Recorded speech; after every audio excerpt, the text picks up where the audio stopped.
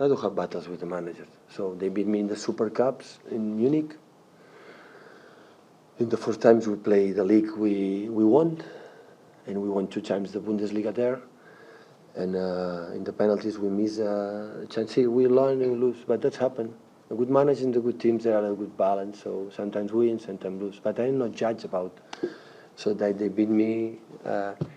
He's better than me, or like I beat him many times, I'm better than. I never thought because I beat a manager I'm better than them. So, but I said many times. So, I was lucky. I won a lot of titles. I came here because I was in 2 fantastic clubs in terms of the dirigents and the club's structure, the powers, and the huge, marvelous and amazing players. That's why I have a success player. So the managers is just to try to, if some players here they are better, they play better than the beginning of the season. At the end, the manager, I judge the manager a little bit in that terms. So that players is better now than before. And it is an ending job. Always you can do better and better and better and better. That's why I am confident next season will be better than next season.